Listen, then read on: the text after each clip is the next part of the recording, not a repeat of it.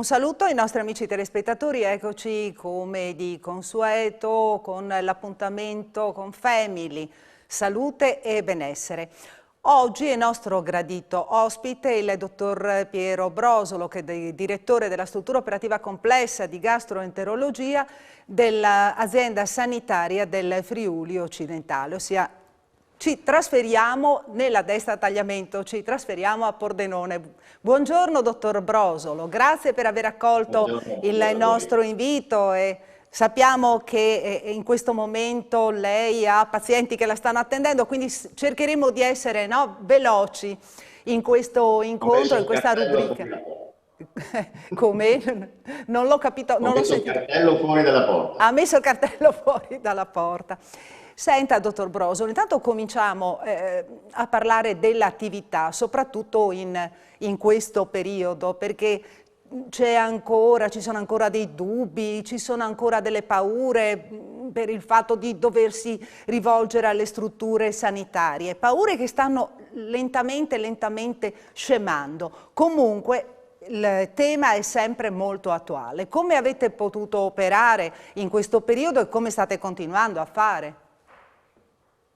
Ma in realtà per quanto riguarda l'attività gastroenterologica e prettamente endoscopica, ci siamo fermati solamente l'anno scorso in primavera per qualche settimana, nel momento in cui l'azienda ha deciso di ridurre gli accessi per non sovraffollare le sale d'attesa. Ma per il resto dell'attività è continuata, per quanto riguarda la nostra struttura, in maniera continuativa praticamente sempre. L'unica cosa che ha avuto un impatto forse particolarmente importante è l'attività di screening per le neoplasie del colon retto, praticamente quella che è conseguente alla risposta della ricerca del sangue occulto nelle feci che viene distribuita alla popolazione, perché ovviamente questo tipo di attività, diciamo lo screening, si è ridotto. Di conseguenza si sono accumulati dei tempi di attesa non indifferenti per questo tipo di procedure, cioè le colonoscopie dopo la positività del sangue occulto. E non sarà facile recuperarle perché ovviamente questo si sovrappone a tutte le altre problematiche dei tempi d'attesa, che è una problematica importante. Sì, in effetti trascurare l'aspetto della prevenzione è un po' un peccato, ma d'altra parte l'emergenza ha avuto priorità in questo periodo. E anche per quanto riguarda proprio la presenza di questi screening, quanto ha aiutato sia i sanitari che la popolazione in questi anni? Beh, stiamo facendo un grande lavoro dal punto di vista della prevenzione in questo campo, perché ovviamente viene riscontrato anche in maniera casuale la presenza di numerosi polipi all'interno dell'intestino, e il fatto di levarli previene ovviamente, avrà un impatto sicuramente importante nei prossimi anni riguardo l'insorgenza delle neoplasie del colon retto, e quindi questa è un'attività importante, anche perché ormai abbiamo la possibilità, attraverso delle tecniche endoscopiche, di levare endoscopicamente, quindi senza fare intervento chirurgico, anche delle lesioni che sono dei tumori iniziali e che fino a qualche anno fa era improponibile levare senza l'intervento chirurgico, mentre adesso ci sono delle tecniche che permettono di farlo in maniera appropriata, in maniera mini-invasiva. Ecco, tra l'altro, proprio nella struttura operativa che lei dirige, sono presenti praticate delle tecniche particolari e anche uniche a livello regionale. Tra l'altro dobbiamo informare proprio i telespettatori della possibilità di sottoporsi a determinati interventi anche dal punto di vista gastroenterologico senza doversi rivolgere a strutture al di fuori della nostra regione. Certo, queste sono procedure che noi chiamiamo di terzo livello, ovvero sia che possono essere fatte solamente laddove c'è un'expertise, cioè un'esperienza tale da farlo in condizioni di sicurezza, però danno dei vantaggi sicuramente notevoli rispetto a quello che si faceva prima, cioè l'intervento chirurgico. Sì. Sto parlando principalmente delle tecniche di dissezione sottomucosa, specialmente per le neoplasie del tratto gastroenterico superiore, cioè dello stomaco, dove una volta, quando si trovava una piccola neoplasia, era inevitabile l'intervento di resezione dello stomaco, l'intervento chirurgico, mentre adesso con queste tecniche endoscopiche, utilizzando degli accessori particolari, si riesce a scollare queste piccole neoplasie iniziali e quindi a salvare diciamo, l'anatomia del paziente. Oltre a questo ci sono ovviamente anche altre possibilità, come per esempio la possibilità di drenare delle grosse raccolte cistiche, specialmente secondarie alle pancreatiti acute. Queste raccolte, che danno una sintomatologia importante, una volta potevano essere approcciate solo chirurgicamente, e sappiamo che ogni volta che si va in qualche maniera a disturbare il pancreas è sempre un rischio. Mentre invece con queste tecniche per via endoscopica si riesce a creare dei pertugi con il posizionamento di protesi tra lo stomaco e queste raccolte cistiche, che vengono identificate ecograficamente per via transgastrica, e quindi a drenarle senza che il paziente debba essere operato, e quindi in maniera assolutamente mini-invasiva. Quindi sempre più affinamento delle tecniche, sempre più affinamento anche della stessa accessoristica, quindi un ospedale deve essere sempre all'avanguardia anche da questo punto di vista.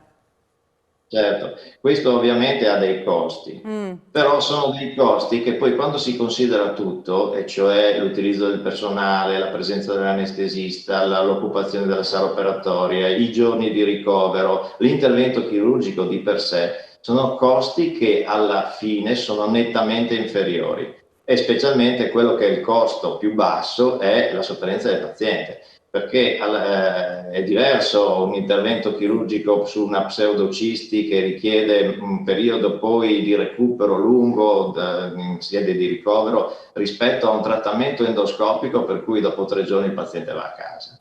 Quindi questo poi riguarda anche altre numerose tecniche che sono ancora meno invasive. Per esempio, quando c'è una deiscenza di una sutura chirurgica, una volta bisognava deiscenza, vuol dire che il punto in cui si univa l'intestino dopo che lo si aveva resecato, certe volte una delle complicanze è che si apre questa cucitura, diciamo così. Una volta si doveva reintervenire. Noi adesso, con delle tecniche particolari, sempre endoscopiche, si mette una spugna all'interno di questa apertura, e questa spugna in aspirazione continua permette la graduale chiusura in un po' di giorni di queste raccolte che si sono formate.